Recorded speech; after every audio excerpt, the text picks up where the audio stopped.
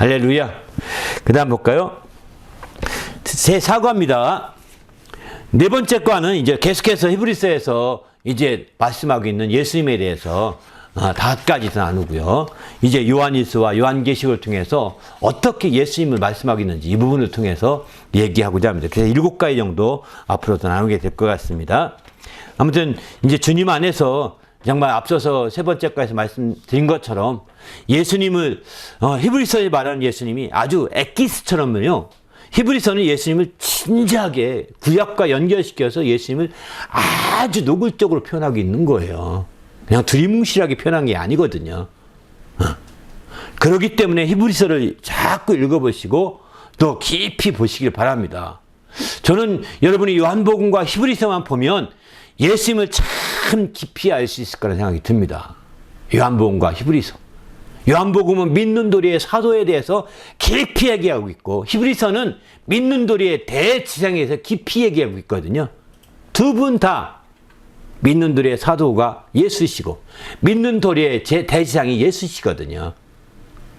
이 우리가 믿어야 될 도리로서 쌍벽을 두 기둥이 있는데 믿는 도리와 믿는 대지상이거든요.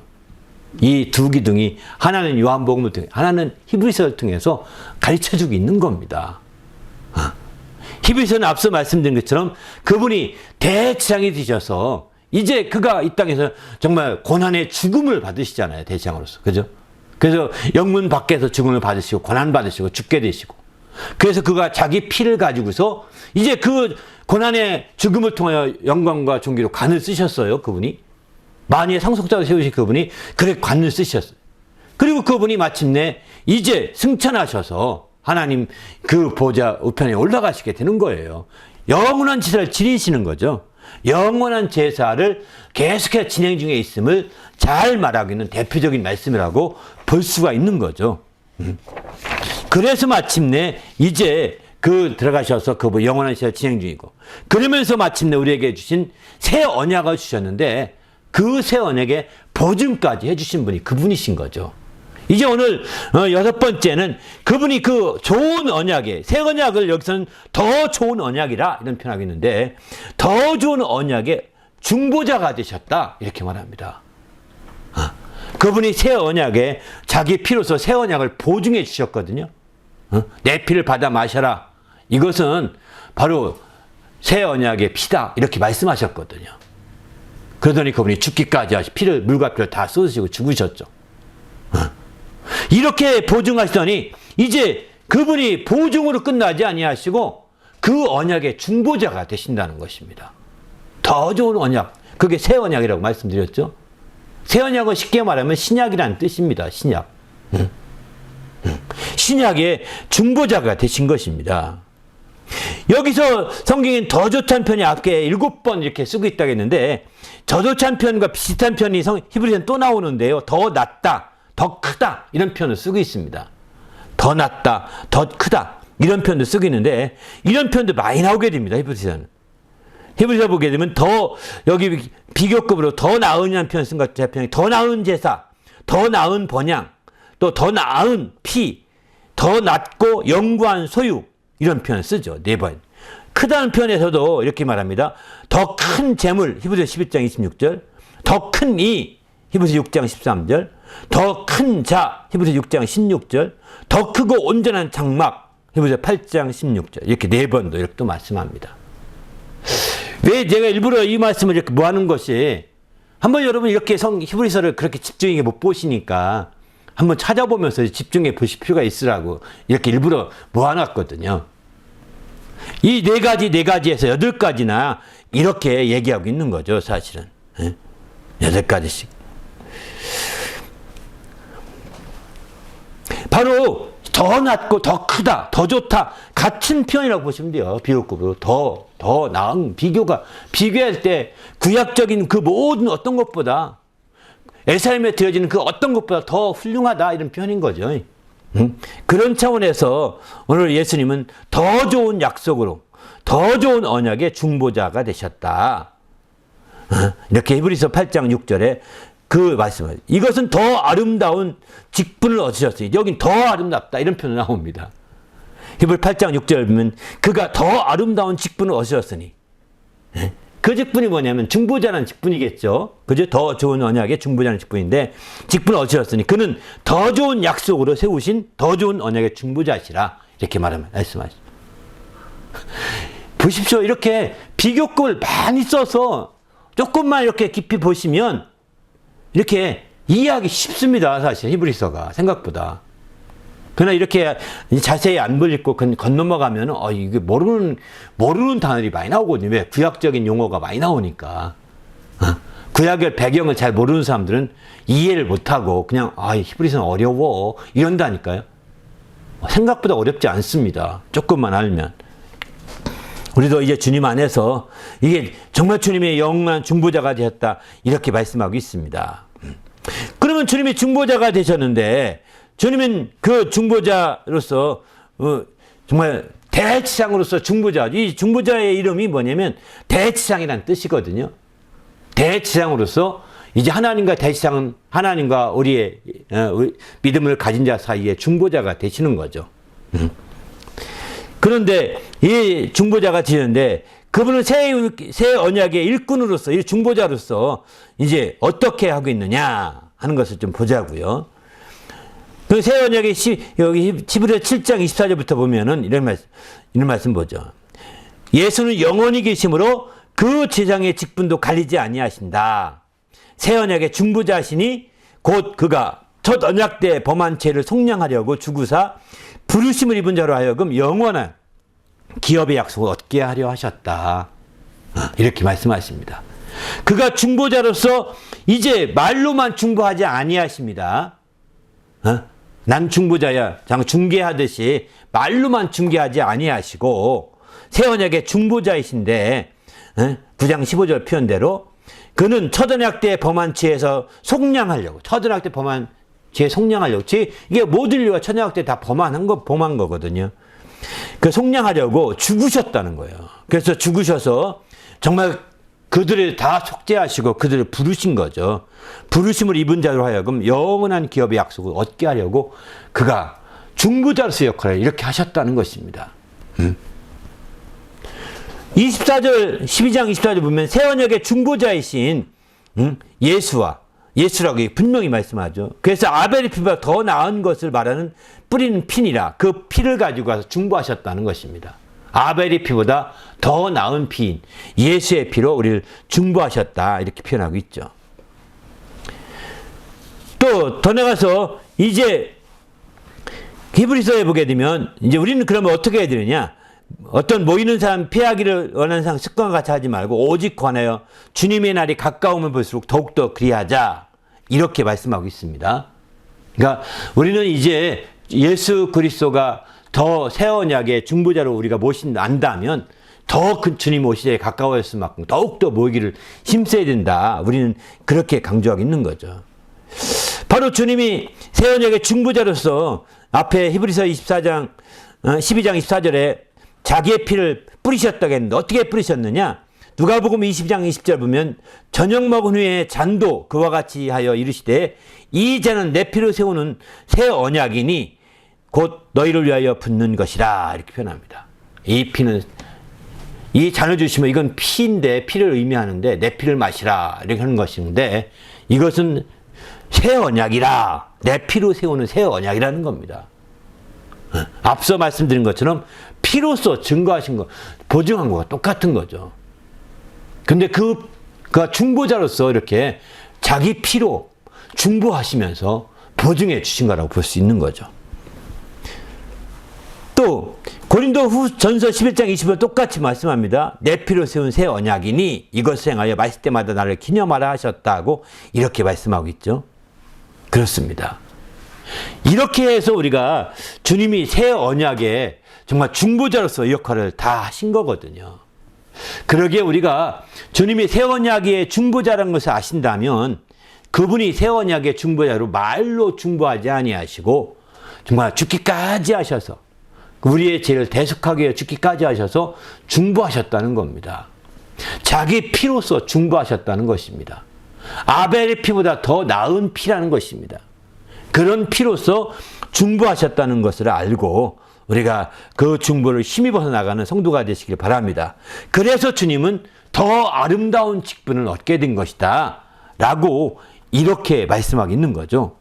우리도 주님 안에서 이렇게 더더운 언약의 중보자이신 예수님을 확실히 아는 성도가 되시길 바랍니다. 그래서 그분의 중보의 역사를 우리가 누려야 되지 않겠습니까?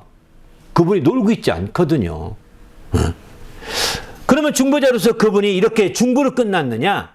아닙니다. 그분이 참 하늘에 들어가셨다고 했습니다. 이것은 앞서서 말씀드린 것처럼 승천하셨다는 것과 비슷한 말씀이기도 합니다. 승천하신 자에서 말씀드린 것처럼 비슷한 표현이기도 합니다. 참 하늘에 들어갔다는 것은 한마디로 말해서 하늘의 지성소에 들어가셨다는 것입니다. 사람의 손으로 짓지 아니한 성전에 들어가셨다는 것입니다. 바로 없어지고 사라질 성전이 아니라 영원한 성전에 들어가셨다는 거죠. 이렇게 정말 주님께서 참 하늘의 성전에 들어가셔서 이제 마침내 거기서 모든 제사를 완성하신 다음에는 이제 앞에 승천하심을 강조하면서 말씀드린 것은 영원한 제사를 진행하고 있다는 것을 때문에 승천하셨다 이렇게 했는데 마치 똑같습니다. 참 안에 들어가셔서 영원한 제사를 진행하고 마치게 되면 다시 오시게 되는 거죠. 그게 재림이라고 성경이 이렇게 말씀하고 있습니다. 오늘 히브리서 9장에 보게 되면 24절에 특별히 그리스도께서 참것의 그림자인 손으로 만든 성전이 들어가지 아니하시고 오직 참 하늘에 들어가사 손으로 만지지 아니한 성소에 들어갔다는 뜻입니다. 참 하늘은. 하늘에 들어가사 이제 우리를 위하여 하나님 앞에 나타나셨다. 하나님 앞에 서게 되신 것이죠.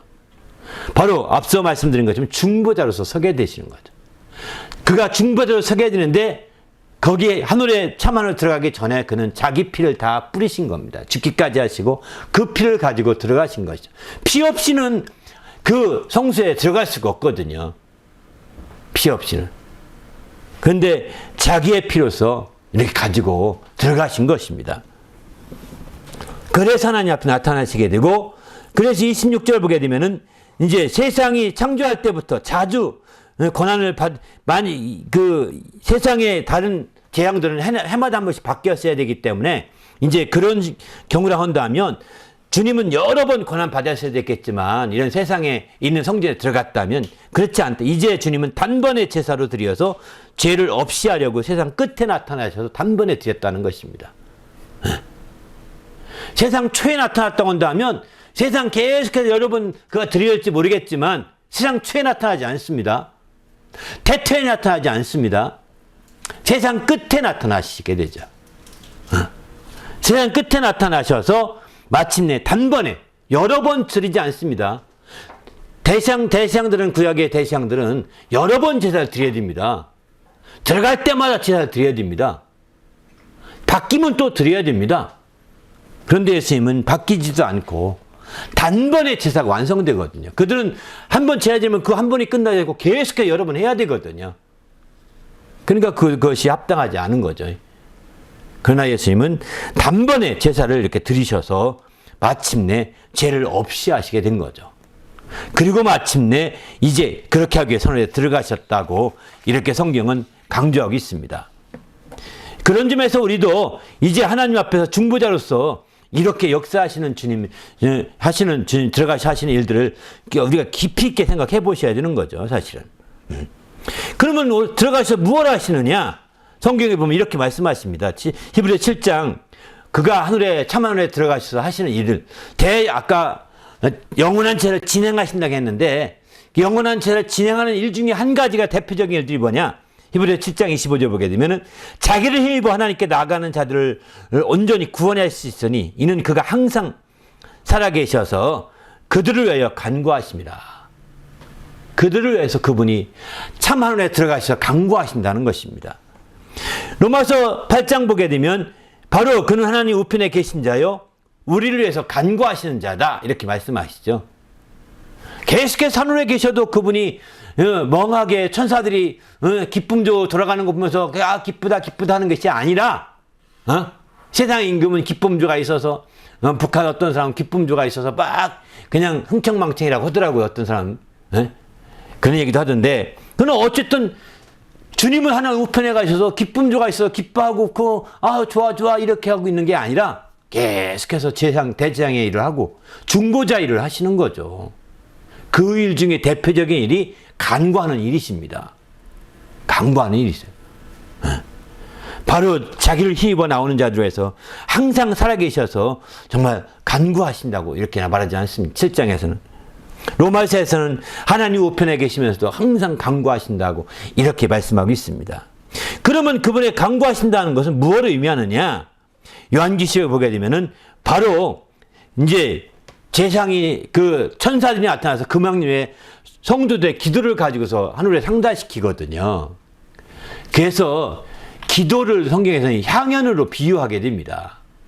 그처럼 바로 이제 성경에서는 레위기 16장에 보게 되면은 향로를 가지고 대시장에 들어갔을 때 하는 일 중에 대표적인 일이 거기는 기도한다 이런 말은 안 나오고 향을 피운다 이렇게 나오게 됩니다. 향을 피워서 바로 벗개를 덮고 속죄소까지 덮어야 됩니다. 그런 일을 하지 않은 게을러 빠진 대시장은요 죽습니다. 나오지 못하고. 그런데 그런 일을 하는 일이 뭐냐? 바로 주님은 기도하는 일이라고 간구하는 일이라고 표현하고 있습니다. 그러니까 그분이 참하늘에 들어가셔서 영원한 제사를 이루시는데 그분이 하시는 대표적인 일이 간구하시는 일을 하시는 거죠. 간구하시는 거예요. 또 요한복음 14장 3절에 보면 간구하실 때 어떤 일을 또한 간구하시느냐? 내가 너희를 위하여 거처를 예비하면 다시 와서 너희를 내게로 영접하여 나 있는 곳에 있게 하리라 이렇게 말씀하시죠. 내가 거처를 예비를 하나님 아버지께로 간다는 겁니다. 주님이 하시는 또 한 가지 일은 우리의 거처를 준비하고 계신 것이죠. 부지런히 준비하고 계신 겁니다. 이게 예정론이 맞지 않다고 생각이 드는 것은 말로 한마디로 태어날 상까지 다 한 번에 거처가 준비되시지 않겠습니까? 앞으로 200년 뒤에 내가 갈 텐데 200년 뒤까지 누구누구까지 다 이제 거처를 준비해라 하면 끝나지 않겠습니까? 근데 그러면 준비되면 빨리 오시면 될 거 아니겠습니까? 거처가 준비되면 와서 데려간다고 하셨거든요. 그 주님이 거처를 준비할 때 구원만 이제 그때그때 거처를 준비하시는 거지 먼저 한꺼번에 다 마련하는 것이 아니라는 거예요. 사실은. 이렇게 보셔야 됩니다. 예정론적인 거처 준비가 아니라는 겁니다. 예정론적으로 거처를 준비한다면 벌써 오셨어야 되거든요. 전능하신 분이 그거 빨리 준비 못하겠습니까? 그리고 그 전능하신 분이 구원받아서 그렇게 많이 하려고 한다면 사람들을 복제시켜서 빨리빨리 구원하면 되는 겁니다. 주님은 그게 아니라고요. 한 명 한 명이 소중한 사람, 그 피값 산 사람들을 소중하고 그렇게 자기 자발적으로 자원해서 자기의 의지로 예수 믿는 사람들을 소중히 여기고 그들을 위해 거처를 예비하는 거죠. 이렇게 봐야 됩니다. 이때 주님이 다시 오실 때가 재림하실 때인데 이 재림하실 때가 제사가 마칠 때인데 같이 연결되는 겁니다. 이해되시죠? 같이 연결되는 거예요. 또 성령 받는 것도 마찬가지죠. 내가 가면 아버지께 성령을 구해서 보내주겠다고 했는데 성령도 계속 지금도 성령이 임하시는 거예요. 이렇게 봐야 됩니다. 초대교회 때로 끝났다고 한다면 이것도 이상합니다. 지금도 보내는 식으로 주님은 말씀하셨는데 주님이 오실 때까지 성령은 오시는 거예요. 보내주시는 겁니다. 그때가 마치는 거죠. 그러기에 우리는 성령의 보내심도 주님의 간구하심 중에 또 대표적인 거라고 볼 수가 있는 거죠. 아무튼 이렇게 우리의 주님이 정말 하셔서 마침내 참하늘에 들어가신 거죠. 여덟 번째는 그렇게 해서 주님이 한 영원한 제사를 드리신다는 것입니다. 앞서서 이제 승천하신 것도 영원한 제사를 진행 중이신 거고 또 참원에 들어가시는 것도 영원한 제사를 지내시는데 간구하심으로 이렇게 그 일을 하고 계신다. 이렇게 약간 중복적인 표현을 계속 쓰고 있는 겁니다. 여기 이제 한 영원한 제사를 드리신다. 여기서는 이제 사실 두 가지가 모든 게 다 종합적으로 보시면 될 것 같습니다. 그분이 영원한 제사를 드리시게 되는 거죠. 그래서 마치 히브리서 10장 12절 보게 되면은 오직 그리스도는 죄를 위하여 한 영원한 제사를 드리시고 하나님의 우편에 앉으셨다. 이렇게 말씀하시거든요. 바로 죄를 위하여 영원한 죄를 들이시고 하나님 우편에 앉으셨다는 것입니다. 그리고 그 후에는 자기 원수들로 자기 발등상이 되게 하시기까지 기다리시나니. 이렇게 기다리시는, 주님이 강구하시는 것도 있지만 잠시 짬을 내어 기다리시는 것도 있는 것 같습니다. 이렇게요. 하루 종일 우리 오실 때까지 우리가 주님이 재림하실 때 계속 기도만 하고 계신 것이 아니라 이 말씀 비춰보면은 기다리시는 것도 계신 거죠. 그죠? 그러다가 또 이제 기도도 하시고 또 강구하시고 또 하나님 옆에 나가서 거처를 예비하기 위해서 또 기도하시고 또 성령을 부해서 또 보내주시고 이런 일도 계속 하시면서 또 이제 한편으로는 이제 만물을 발등상 되게 하시기까지 기다리시는 거죠.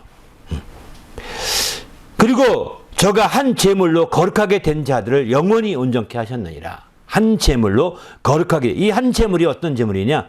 바로 영원한 제사의 한 제물입니다. 여기 한 영원한 제사이기 때문에 한 영원한 제사에 드려지는 제물은 한 제물밖에 필요 없습니다. 한 번의 영원한 제사이기 때문입니다. 제물이 두 개가 필요 없습니다. 그래서 한 제물이라고 표현합니다. 저가 한 제물로 드려서 거룩하게 된 자들을 영원히 온전케 할 수 있다. 자기가 제물로 드려지고 그렇게 해서 거룩하게 된 자들을 영원히 더 온전케 한다. 이렇게 말씀하고 있는 것이죠. 그렇습니다. 그러면 그가 한 제물로 드린다고 하는데 그 한 제물은 뭐냐? 로마서 3장 25절 보게 되면은 화목제물로 세우셨다. 이렇게 표현합니다. 화목제물로.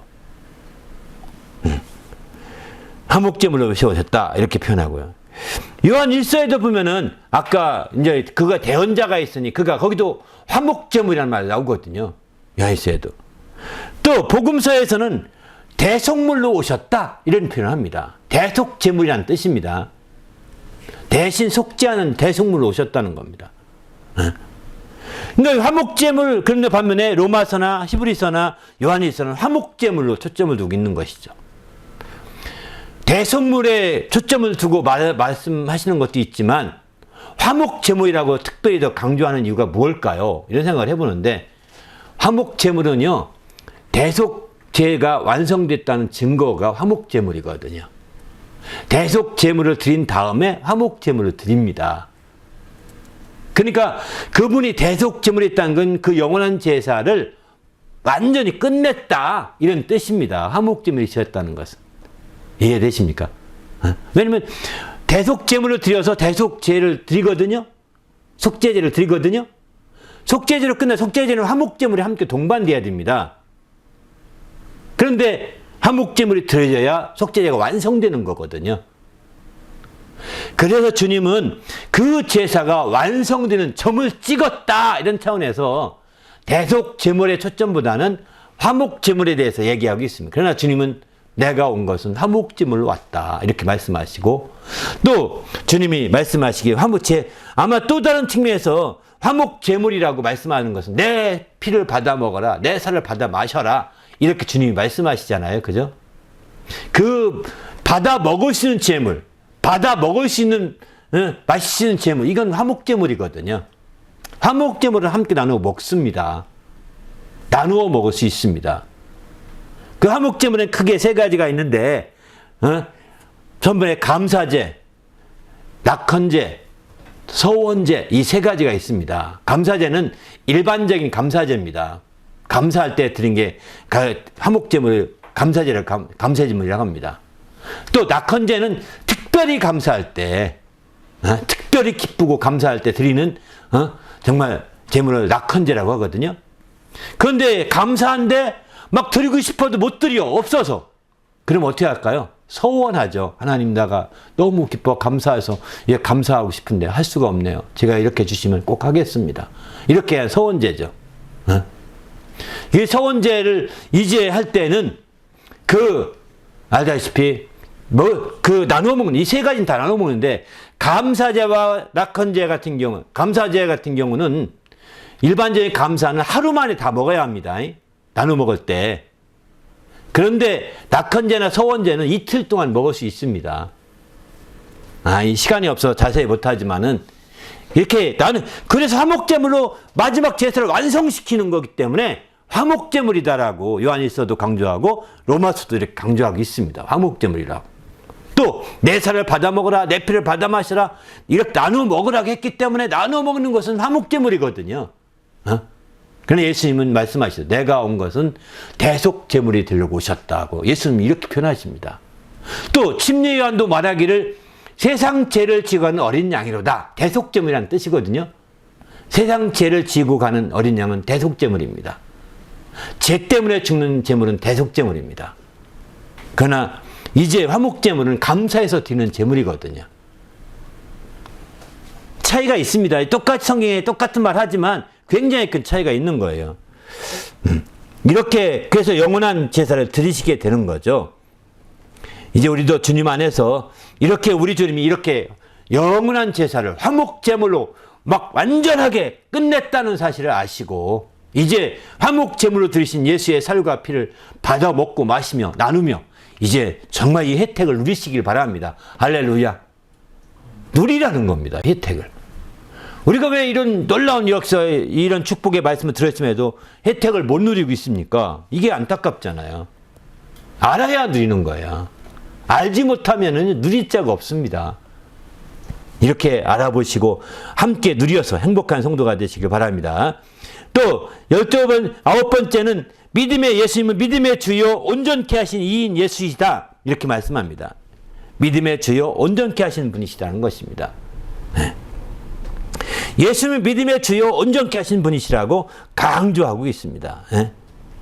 이 온전이라는 표현, 여기 믿음의 주요 온전하신 분, 이 두 가지인데요. 여기 믿음의 주요 온전하다는 것은 히브리서 12장 2절에 나오는데 믿음의 주 온전케 하시는 이신 예수를 바라보자. 그는 그 앞에 있는 기쁨의 십자가를 참으사 부끄러움을 개치 아니하시더니 하나님 보좌 우편에 앉으셨느니라. 이렇게 말씀. 그러니까 이 주님이 이런 놀라운 말씀을 여기서 놓치지 말아야 될 것은 두 가지 측면이죠. 믿음의 주라는 것입니다. 믿음의 주라는 것은 쉽게 말해서 믿음의 기초가 되신다는 뜻이기도 하고요. 주초가 된다는 뜻이죠. 믿음의 주인이 되신다는 뜻이기도 합니다. 내 믿음의 주인이 되신다는 겁니다. 믿음의 기초가 되신다는 것입니다. 그리고 믿음을 가진 그 모든 자들의 믿음의 주인이 되시니까 내가 그 믿음을 가지면 그 믿음을 가진 그 사람을 온전하게 하신다는 것입니다. 그 믿음을 의로 여기셔서 의롭다 하시는 것이죠. 온전하게 하시는 거죠. 그게 온전하게 하시는 겁니다. 주는 믿음의 주가 되시고 온전하게 하신다는 것이 믿음과 분리된 게 아닙니다. 믿음의 주는 믿음의 기초요, 믿음의 주인임을 나타내는 것이고 그런 믿음을 가진 자들을 온전하게 하신 분이 바로 예수님이시다. 이렇게 말씀하고 있는 거죠. 예수님은 믿음의 기초가 되시기도 하시고 믿음의 주인이 되시기도 하시고 이게 믿음의 주라는 뜻이거든요. 그런데 예수님은 그 믿음을 가진 자들을 온전하게 하시는 그런 분이시다. 믿음을 가진 자들의 그 믿음을 의로 여기셔서 그들 의롭다 하심으로 온전하게 만들어 가시는 거죠. 그 예수를 바라봐야 된다라고 이 히브리서 12장에서는 강조하고 있는 거죠. 그래서 우리가 이 믿음이 온전해지게 한다. 온전함에 대해서 이 히브리서는 굉장히 많이 강조합니다. 15번이나 히브리서는 온전함에 대해서 얘기하고 있습니다. 15번이나요. 놀랍지 않습니까? 그 밑에 작은 글씨로 추가해 놓은 글씨가 15번 거기 쭉 다 이렇게 정원하는데요. 온전함에 대해서 굉장히 강조하기. 그 대표적인 게 온전한 구원. 7장 25절 말씀하죠. 대표적인 게 온전한 장막. 더 크고 온전한 장막이라고 표현합니다. 네? 정말 히브리서 9장 11절. 또 온전한 믿음. 히브리서 11장 22절. 또 12장 23절은 온전한 의인의 영. 이렇게 표현합니다. 온전한 의인 이런 표현합니다. 온전함에 대해서 15번이나 강조하고 있는 거예요. 히브리서는. 그러니 구약의 율법 시대가 얼마나 온전치 않은 걸 보여주고 있는 거죠. 그러면 율법 시대는 어땠느냐? 사실은 히브리서 7장 19절 보게 되면 율법은 아무것도 온전하게 못할지라 이렇게 말합니다. 율법은 아무것도 온전하게 못한다는 겁니다. 9장 9절도 보면은 이 장막 그 예루살렘의 장막입니다. 성전을 이렇게 말하면 이 장막 현재까지 비우니 이에 따라 드리는 예물과 제사, 율법을 따라 드리는 예물과 제사를 이렇게 말합니다. 이런 제사는 섬기는 자를 그 양심상 온전하게 할 수 없다. 온전하게 할 수 없는 거예요. 율법은 온전하게 하지 못하기 때문이죠. 그저 정말 임시 방편으로 기회를 주는 것 뿐입니다. 그래서 1년에 한 번씩 계속 대속제를 드려야 되는 겁니다. 왜냐면 1년 된 수양을 드리거든요. 1년 된 양을 드리기 때문에 1년 효과밖에 없는 거예요. 굳이 말한다면. 1년에 한 번씩 반복되는 이유가 1년 된 어린 새끼 양을 드리기 때문에, 1년 된 수양을 드리기 때문에 매년 한 번씩 1년의 효과밖에 없다고 보셔야 되는 거죠. 그러니 온전하다고 할 수 있겠습니까? 온전하다고 할 수 없는 거죠. 히브리서 10장 1절도 율법은 장차 올 좋은 일의 그림자일 뿐이요 참영상이 아니므로 해마다 드리는 늘 제사로 나오는 자들을 언제나 온전하게 할 수 없다 이렇게 표현하죠. 제사들에 나온 자들을 언제든지 언제나 온전하게 할 수 없다는 것입니다. 아주 온전하게 할 수 없다 이렇게 없느니라 이렇게 단정하고 있습니다. 그러나 이제 바로 예수 그리스도를 믿는 자들은 그렇지 않은 거죠. 바로 10장 14절 보면 그가 영원히 거룩하게 된 자들 한 번의 제사로 영원히 온전케 했다 이렇게 말하지 않습니까? 한 번의 제사로 예수님. 그래서 온전케 하신 이 분이신 거죠. 우리도 주님 안에서 이런 주의 온전함을 누리시기 히브리서 13장 21절도 모든 선한 일에 너희를 온전하게 하사 자기 뜻을 행하게 하시고 이렇게 표현하시죠. 너희를 온전하게 하신 분이십니다. 그래서 마침내 자기 뜻을 행하게 하신다고 이렇게 말씀하십니다.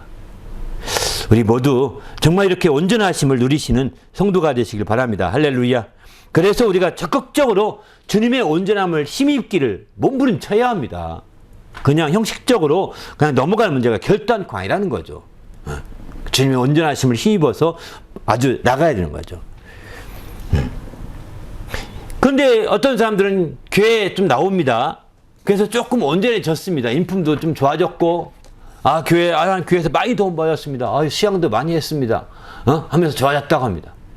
그리고 그 온전한 것 가지고서 뭐 하는지 아십니까? 세상에 나가 사업하고, 온전한 것 가지고서 세상에 나가서 또 세상 것으로 돌아갑니다.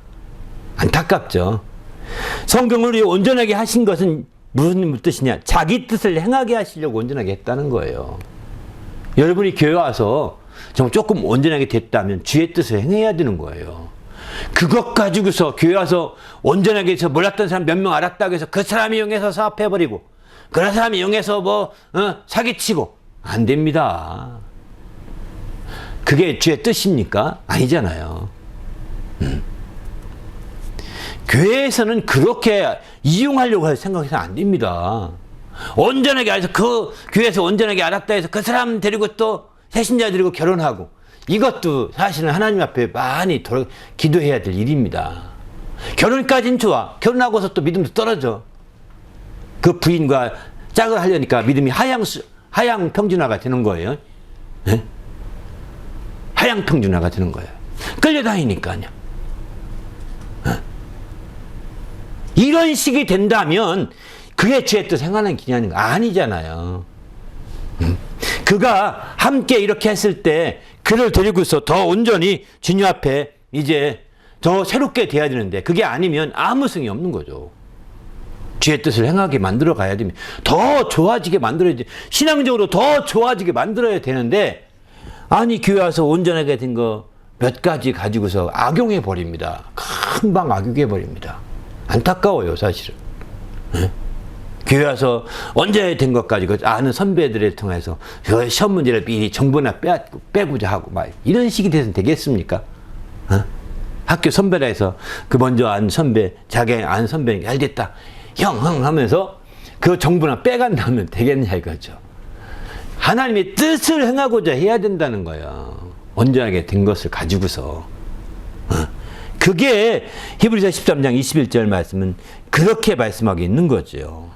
우리도 온전하게 되었으면 그 온전케 하신 이인 바라봐서 온전하게 되었다면 그것을 가지고 하나님의 뜻을 행하는데 더 앞장서시는 성도가 되시길 바랍니다. 할렐루야. 더 주의 뜻대로 섬기고 더 주의 뜻대로 봉사하고 더 주의 뜻대로 이렇게 나가고자 해야 되지.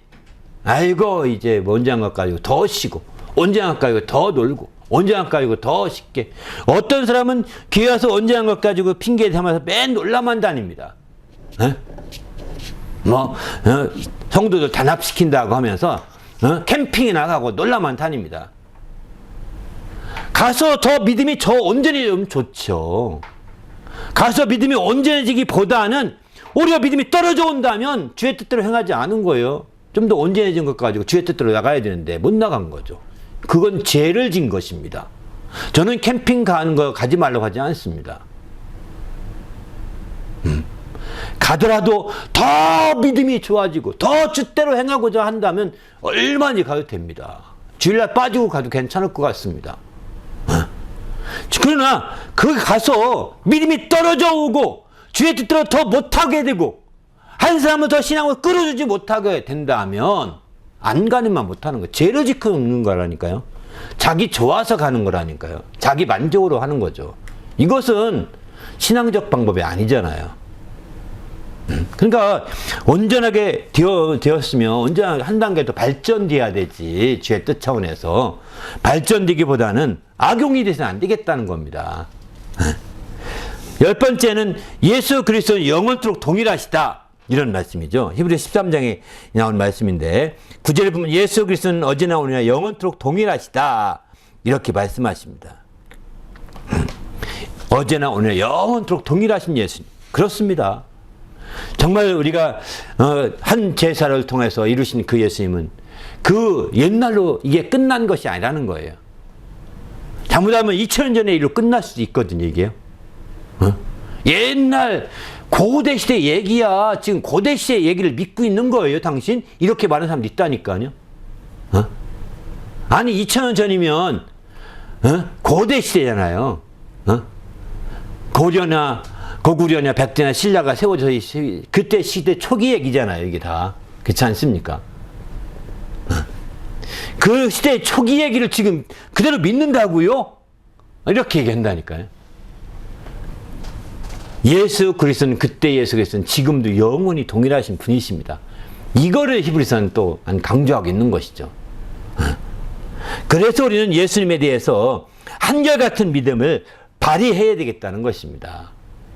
그냥 역사에 속한 예수를 믿는 것이 아니라 지금 역사하신 예수를 믿는 것. 지금도 예수님은 그래서 강구하신다고 얘기하고 있고 지금도 영원한 제사가 진행 중이라고 말씀하고 있고 지금도 주님의 제사가 완성이 되지 않았다. 완성되면 그분이 강림하셔서 재림하시게 된다. 이렇게 말씀하는 이유가 지금도 그 모든 것들이 진행되고 있는 거예요. 살아계셔서.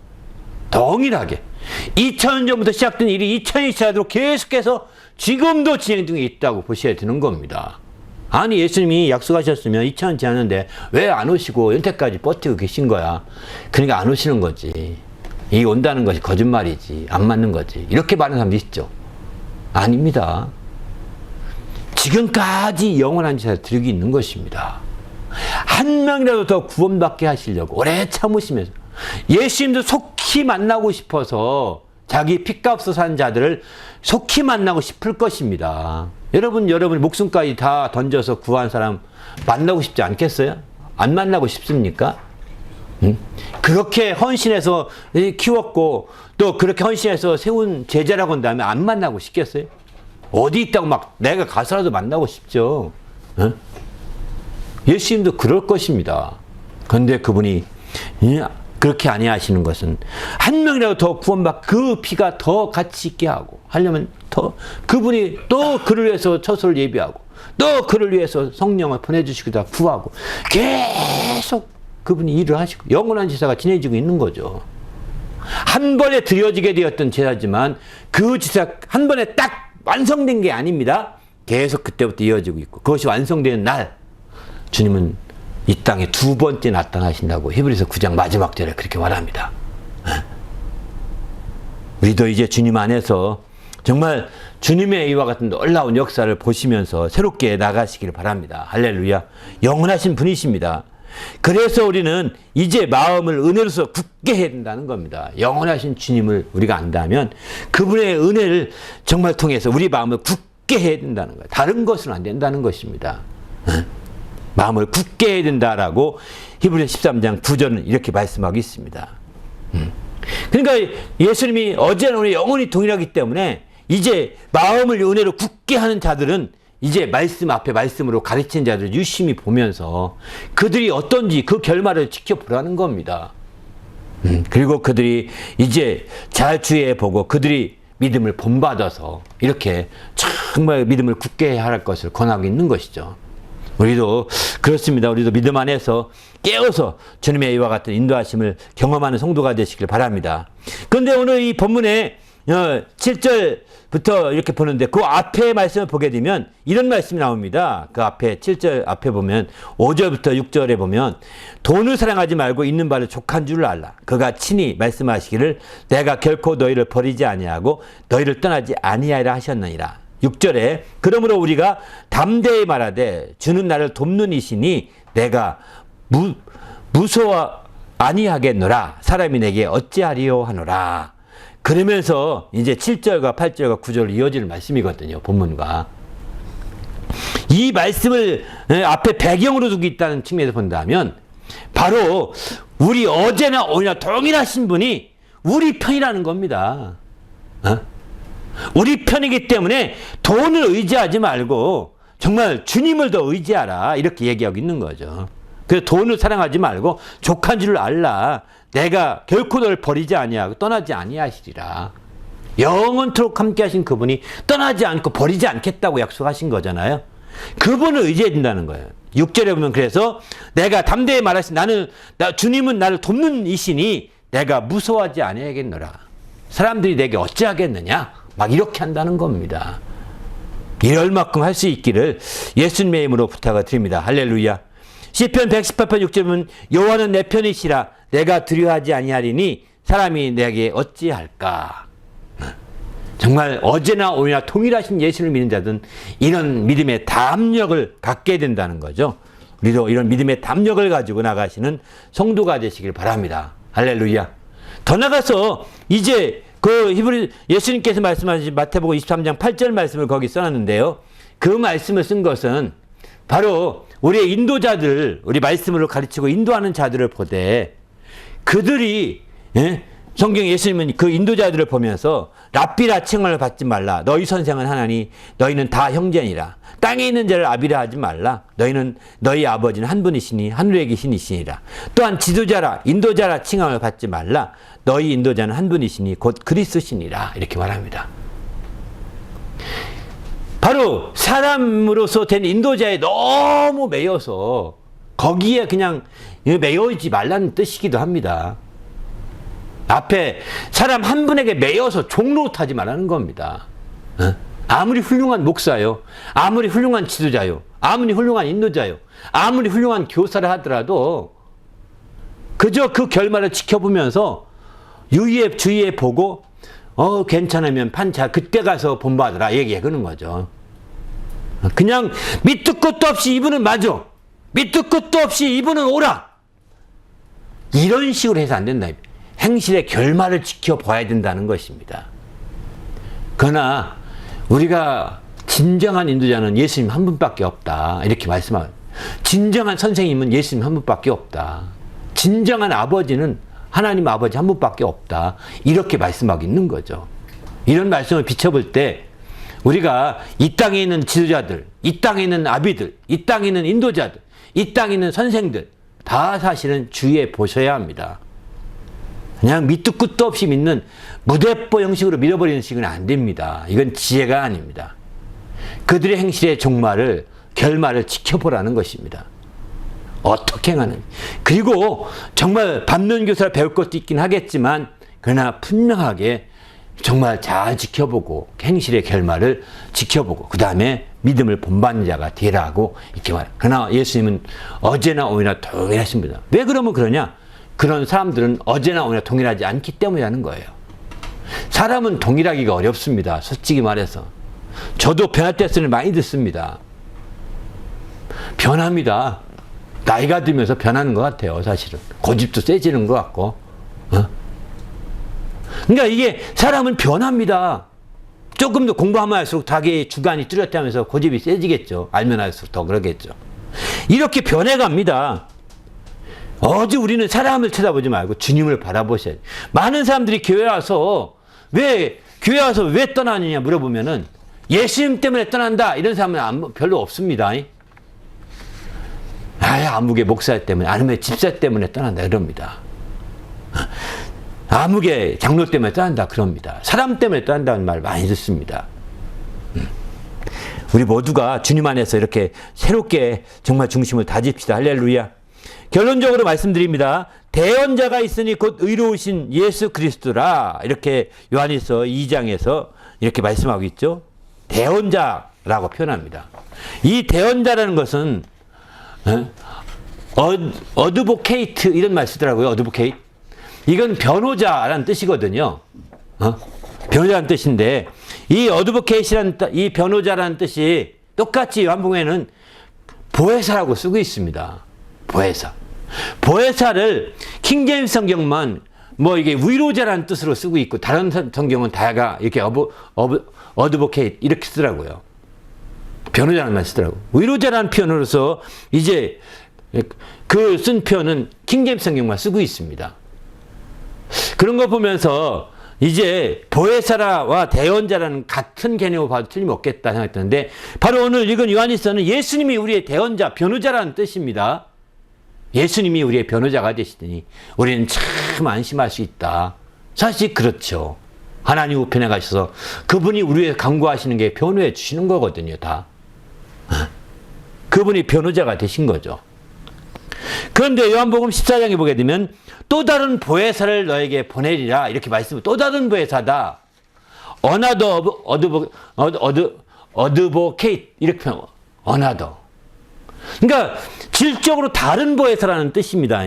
어나더라는 말 쓴다는 것은 예수님이 한 보혜사이신데 대언자이신데 또 다른 변호자를 보낸다는 거예요. 예수님과 다른 별도의 또 다른 변호자, 별개의 또 다른 변호자라는 뜻이죠. 어나더. 이런 것을 본다면 바로 성령은 또 다른 변호사인 거예요. 성령은요. 바로 예수님이 자기 자신이 대언자로서 변호자 역할을 하기 때문에 하나님 앞에서 성령을 보내주시면서 성령을 얘기하면서 가르치면서 성령은 또 다른 보혜사다라고 이렇게 말하고 있는 거죠. 요한복음에서는. 그래서 우리는 여기서 알 수 있는 게 바로 예수님이 통해서 정말 대언자로서의 우리 가운데 역사하신 예수님을 확실히 요한 1서를 통해서는 우리가 알아야 되겠다 생각 듭니다. 그래서 정말 그분이 그 요한일서 2장 2절을 보면 그래서 우리 죄를 위하여 화목제물이니 우리만 위할 뿐 아니요 온 세상의 죄를 위하심이라 이렇게 말씀하시죠. 그분이 대언자가 되시는데 말만 하는 변호자가 아니라 자기가 화목제물까지 되셔서 죽기까지 하시는 그런 분이셨다는 거예요. 더 놀라운 일인 거죠. 대언자, 변호자는 말로 다 끝낼 사람 같잖아요. 말만 해서. 그죠? 변호사가 말만 하지 자기 재물을 희생하면서 변호사는 사람이 있습니까? 물론 간혹가다 그런 사람이 있습니다. 자기가 희생하면서 변호하는 사람도 있습니다. 그러나 이제 변호자가 자기를 희생하니까 이제 변호하지만 그러나 더 중요한 것은 예수님은 희생하되 죽기까지 한 거예요. 어떤 사람은 변호하려고 막 하는데 갑자기 변호할 일이 생겨가지고 술 먹고 있는데 변호할 일이 생겨서 막 할 수 없이 음주운전 했다고 하더라고요. 걸려 들어갔습니다. 운전 면허가 들 만큼. 면허가 중지될 만큼이겠죠. 그게 이제 정과가 돼버린 거죠. 그 사람은 변호하기 위해서 희생한 거예요, 사실은. 아니, 남들 변호하는데, 변호사로 변호하는데, 자기가 정과 그렇게 맞을 필요가 있나요? 없잖아요? 근데 변호가 얼마나 급했으면, 변호가 얼마나 중요했으면, 자기가 술 먹었다는 것, 가다 걸리면 큰일 난다는 거 알면도 불구하고 가는 겁니다. 일단 거기부터 가고 봐야 되겠다고 가는 겁니다. 이렇게까지도 하는 변호사가 있습니다. 대단한 거죠. 그런 변호사 만나는 사람은 행복한 거겠죠. 근데 예수님은 그것보다 더 했습니다. 화목제물로 죽기까지 하셨으니 더 대단한 변호사 아닙니까? 이 땅에 있는 변호사 중에 최고의 변호사요. 대언자라고 이렇게 말할 수 있는 거죠. 그래서 우리가 예수님을 우리가 정확히 알아야 되겠다는 것입니다. 그분을 알 때 마침내 이와 같은 놀라운 축복을 누리게 되는 것이죠. 이제 그렇기 때문에 이런 대언자이신 예수님을 안다면, 그런 우리를 변호해 주신 예수님을 깊이 안다면 그분의 말씀을 우리는 어떻게 하겠어요? 무시할까요? 그분이 지시한 대로 그대로 따르지 않겠습니까? 그분이 변호해 주기 위해서 앞으로 이렇게 행하세요. 거기 가면 안 됩니다. 이렇게. 그런데 어떤 사람은 변호사가 아무리 조언해 줘도 변호사 말을 조언을 듣지 않습니다. 자기 마음대로 한다고 하더라고요. 응? 그러면 변호사가 있으나 마나한 거죠. 변호사 말을 듣고 그대로 그 말을 다루고 지키는 것이, 자신은 훌륭한 변호사라고 모셨다고 한다면, 그분이 함께 한다면 그래야 정상적인 거죠. 그래 성경은 보게 되면 이제 하나님 말씀을 지키는 자, 지킬 것에 많이 말씀하고 있습니다.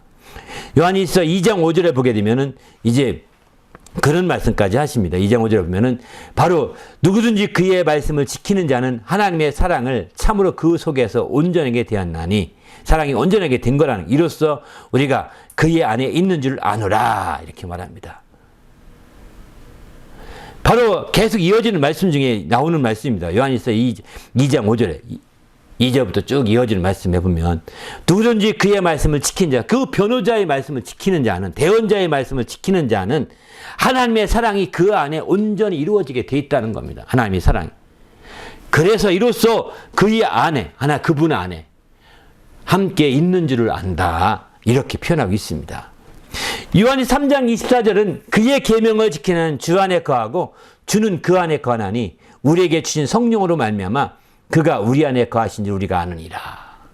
그의 계명을 지키는 것이 그 안에, 주 안에 거하고 주님이 우리 안에 거하는 것을 확증한다는 것입니다. 굉장히 중요한 거죠. 요한계시록도 얘기합니다. 이 예언의 말씀을 읽는 자와 듣는 자와 그 가운데 기록된 것을 지키는 자가 복이 있다고 표현합니다. 지켜야 됩니다. 대언자이시고 변호자이신 그분이 말씀하신 걸 소중히 여기고 지킬 때 이런 복이 있는 거죠. 22장 7절도 보면 보라 내가 속히 오리니, 이 대언자가 속히 오겠다는 겁니다. 그 두루마리 예언의 말씀을 지키는 자는 복이 있으리로다, 이렇게 말합니다. 우리가 정말 진짜 참 좋은 대언자, 변호자를 만났다면, 그분을 안다면 그분의 말을 지키십시오. 그분의 말을 따르십시오. 그게 내가 살 길입니다. 그것을 무시하고 초월하고 내 마음대로 한다면 나는 다시 허우적거릴 것입니다. 나는 불행에 빠지고 말 것입니다. 그러나 변호자가 정말 일러준 대로 우리가 따라간다면, 그분은 우리를 정말 말만 변호하지 아니하시고 우리의 죄까지, 우리의 모든 걸 다 대속까지 해주신 그런 변호자이기 때문에 우리는 완전히 해방될 수 있습니다. 완전히 자유할 수 있는 거죠. 이런 놀라운 축복의 길을 우리가 망치는 성도가 안 되시길 바랍니다. 할렐루야. 바로 분명하게 그분을 안다면 새롭게 될 수 있는 거죠. 또 요한계시록에서 예수님이 말씀하시는데, 요한계시록을 보게 되면 여기서는 이제 알파와 오메가요, 처음과 나중이요, 시작과 끝이다, 이렇게 예수님은 그렇게 말씀하시죠. 여러 가지 예수님에 대해서 요한복음 계시록을 통해서 정하는 말씀 중에 할 수 있는데, 여기서는 이 말씀으로 이제 마지막 결론 두 번째며 끝을 맺고자 합니다. 바로 예수님이 알파요 오메가요, 처음이요 나중이요, 또 시작과 끝이다. 참 놀랍지 않습니까? 이 최후의 예수님에 대한 증언, 이 증언을 우리에게 잘 적용시켜 볼 필요가 있습니다. 이것을 적용해야 되는데, 이걸 적용하기 위해서 한 가지 우리 행할 것은, 히브리서 10 보면 이런 말씀을 하죠. 믿음의 주요 온전케 하신 이인 예수를 바라보자, 이렇게 히브리서에 이런 말씀을 합니다. 여기도 믿음의 주라는 것은 사실은 앞서 말씀드린 것처럼 이미 앞에 9번째 이미 얘기한 얘기거든요. 그 말씀 한번 생각해 보십시다. 여기도 알파와 오메가가 섞여 있는 거예요, 사실은. 믿음의 주라는 것은 믿음의 알파라고 볼 수가 있는 겁니다. 그리고 그 믿음 가진 사람을 온전케 하는 것은 믿음의 오메가라고 볼 수가 있는 거거든요. 믿음의 알파와 오메가를 주관하시는 이인 예수를 바라보자는 뜻입니다. 바로 예수님은 믿음의 알파, 나의 믿음의 알파이십니다. 예수님은 나의 믿음의 오메가가 되십니다. 그분을 우리가 믿어야 되는 거죠. 그 히브리 11장 6절에 보면 그래서 믿음이 없이는 하나님이 기쁘시게 못하나니 믿음이 있는 자 그들은 어떻게 해야 되느냐 하나님의 계신 것을 믿고 하나님께 나아가는 자는 반드시 하나님의 계신 것과 또한 그가 자기를 찾는 자들에게 상 주시는 이심을 믿어야 할지니라 이렇게 말합니다. 여기도 믿음의 알파와 오메가를 알 수 있습니다. 하나님의 계신 것을 믿으라는 것은 그게 알파라는 것입니다. 내가 어디 가기 전에 하나님이 먼저 계셨다는 것입니다. 하나님으로 시작됐다는 것을 믿으라는 것입니다. 왜 그분이 먼저 계셔서 이루어진 일이네. 내가 화장실에 갑니다. 화장실 가기 전에 하나님이 먼저 계셔서 갈 수 있는 길을 열어주신 거라고 보셔야 되는 거죠. 그 알파가 되시는 분이십니다.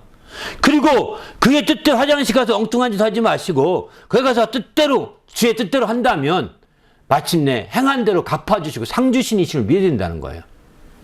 거기서도 화장실 가서 막 엉뚱한 짓 많이 하잖아요. 즉 그러지 말고 거기서도 기도도 하고 거기서 찬송도 하고 그 주의 뜻대로 하고 그러면 자기를 찾으신 주님을 찾으신 거잖아요. 그런 자들 상 주시는 이심을 믿어야 되는 것은 상은 항상 끝에 상을 주지 중간에 주지 않거든요. 바로 그 믿음의 행함에 오메가가 되신 분을 꼭 믿어야 된다라고 강조하고 있는 거죠. 이처럼 알파와 오메가라는 것은 그냥 막연히 알파가 오메가가 아니라 모든 일의 알파와 오메가라는 사실이에요. 작은 일부터 큰 일에 알파가 되시고 오메가가 되시는 주님을 우리는 믿어야 되는 거죠. 그럴 때 하나님을 기쁘시게 할 수 있다고 성경은 이렇게 말씀하고 있습니다. 우리 모두도 정말 하나님을 기쁘시게 하는 성도가 되셔서 하나님 앞에 귀 쓰이는 성도가 되시길 바랍니다. 할렐루야. 그래서 우리가 이제 디모데후서 4장 7절부터 보게 되면은 나는 선한 싸움을 싸우고 나의 달려갈 길을 다 마치고 믿음을 지켰으니 이제 후로는 나를 위하여 의의 멸류관을 예비되었으므로 의로운 재판장이 그날에 내게 주실 것이며 내게만 아니라 주의 나타나심을 사모하는 모든 자에게 도니라 이렇게 표현합니다. 그러니까 우리가 하나님의 알파와 오메가를 믿는 자들은 그래서 믿음을 가졌으면 끝까지 지켜나가야 되는 겁니다. 믿음의 오메가까지 가야 되는 겁니다. 처음에 믿음을 갖기 시작했으면 믿음의 알파거든요, 그게요. 그것을 지켜야 믿음의 오메가가 되는 거거든요. 그것을 지키지 아니하면 믿음의 오메가가 되지 못합니다. 믿음을 지킨 게 아닙니다. 사도 바울은 선한 싸움을 싸우고 믿음을 지켰다 이렇게 말합니다. 믿음을 지키기 위해서 선한 싸움을 계속 싸웠다는 것입니다. 그래서 믿음의 오메가까지 이르게 되면 마침내 그가 하나님께서 우리에게 선한 멸류관, 의의 멸류관을 예비해 주신다. 이게 상을 주시는 것이죠. 이렇게 실제로 우리의 믿음을 지킨다는 것이 굉장히 중요하다는 거예요. 우리 모두도 이런 믿음을 지키는 성도가 되시기 바랍니다. 요한계시록 14장 12절 보면은 성도의 인내가 여기 있나니 그들은 하나님의 계명과 예수에 대한 믿음을 지키는 자니라 이렇게 표현하죠. 그러니까 이렇게 정말 달려야 할 길을 달리면서 믿음을 지키기 위해서 꼭 필요한 것이 믿음의 오메가가 올 때까지 필요한 것이 인내가 필요하다는 것이 믿음을 지키는 자들에게 믿음의 인내는 여기 있나니 하면 성도의 인내가 여기 있다 그러지 않습니까? 믿음을 지키는데 인내가 필요하다는 것입니다. 우리 모두 정말 자기가 한 믿음이 흔들리고 변하고 변질되지 않기를 부탁드립니다. 그게 흔들리고 변하고 변질된다면 우리는 아무 소용이 없는 거죠. 그 믿음이 변하지 않고 온전한 믿음으로 굳게 서나갈 때 마침내 우리 주님이 알파가 되시고 오메가가 되심을 항상 느낄 수 있을 것입니다. 이번 순회도 주님이 알파가 되시고 오메가가 되십니다. 이번 순회 어떻게 하다 보니까 계획이 짰으니까 시작하는 순회 이렇게 말해도 틀린 말입니다. 때가 돼서 하는 순회 틀린 말입니다. 주님이 알파가 되셔서 주님이 이끌어 주셔서 시작한 순회인 것입니다. 그리고 이제 계획이 짜졌으니까 맞춰야 되겠죠? 그렇게 말하는 것도 틀린 말입니다. 정확한 말은 아닙니다. 주님이 오메가가 될 때까지 우리는 해나가는 것입니다. 이것을 매듭지어서 영광 받으실 때까지 정신 바짝 차리고 해나가는 거죠. 이거 2일만 지나면 끝나. 하루만 나오면 돼. 너 이렇게 설득 이런 말을 우리 입에서 안 내야 됩니다. 이건 지혜가 아니거든요. 그냥 프로그램상 보면 설명하는 것 뿐이죠. 네? 주님이 끝마쳐서 오메가가 되셔서 이 순회를 통해 순회의 오메가가 되셔서 영광 받을 때까지 우리는 더 진지하게 믿음을 지키고 인내하고 계명을 지키고 인내하고 이렇게 해서 주의 말씀대로는 한 발 한 발 뚜벅뚜벅 가다 보면 이틀이면 끝날 수도 있고 가다 보면 3일 갈 수도 있고 가다 보면 더 오래 갈 수도 있고 아니면 가다 보면 하루에 끝날 수도 있을 수도 있죠. 하나님이 인도하신 방식에 따라서 한다면. 그렇기 때문에 우리는 우리의 인간적인 생각으로 눈에 보이는 몇 가지 프로그램이라든가 눈에 보이는 몇 가지 가지고서 이거 뭐 이렇게 쉽게 판단 내리지 않길 바랍니다. 우리 주님이 시작한 일들입니다. 알파로 시작한 일들이라고 한다면 주님이 오메가가 될 때까지 우리는 함부로 말하지 않고 인내하면서 말로 실수하지 않아야 되는 거예요. 그럴 때 하나님의 뜻을 이루게 되고 하나님의 영광을 드러낼 수 있는 거죠. 이런 신앙생활을 할 때 주님을 만난 그 기쁨이 대단한 거죠. 그렇지 않습니까? 그 과정 가운데 계속 주님의 역사를 느끼지 않겠습니까? 그런 자들이 그런 과정 가운데서 주님의 역사를 느끼면서 주님의 행복을 함께 누리게 되는 것입니다.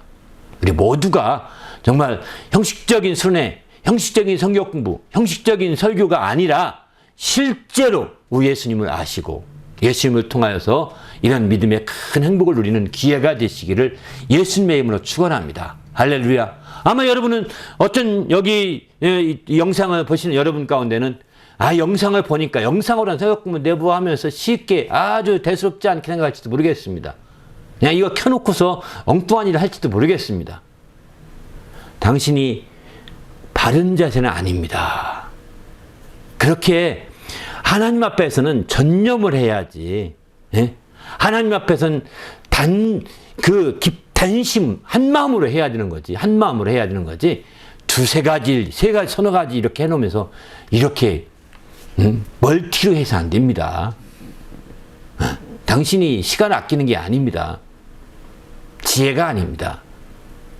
오히려 여기에 몰두하셔서 정말 주님이 시작하신 이 성경 보면 주님 매듭할 때까지 내가 몰두해서 그 과정을 인내로 버티면서 믿음을 지켜갈 때 그 믿음이 완성되는 그 마지막 시점에 주님의 역사하심을 함께 느낄 수 있는 거거든요. 근데 그런 마음을 안 가져요. 그냥 이건 인터넷이고 이건 영상이니까 아주 쉽게 생각한다고요. 당신이 그런 마음이 당신 영혼을 멍들게 하는 겁니다. 그런 마음이 당신 영혼에 오염하게 만드는 겁니다. 얼마 안이 가서 당신은 이런 것도 듣지도 않을 것입니다. 몇 날이 못 뛰어 이런 것들과 거리가 멀어지기 시작할 것입니다. 그리고 뭐 어떻게 할까요? 당신 좋아하는 일만 하겠죠. 감각적인 일도 빠져버리겠죠. 당신은 혼란에 빠져갑니다. 그리고 악순환으로 계속 반복돼 갑니다. 행복할까요? 아닙니다. 정말 믿음으로 시작한 일이라면 믿음의 알파로 시작한 일이라면 그 알파가 오메가가 될 때까지 끝까지 믿음을 지키고 계명을 지키고 인내로서 이렇게 달려나갈 때 선한 싸움으로 달려나갈 때 하나님께서 그 일에 놀라운 행복을 누리게 해주시는 거죠.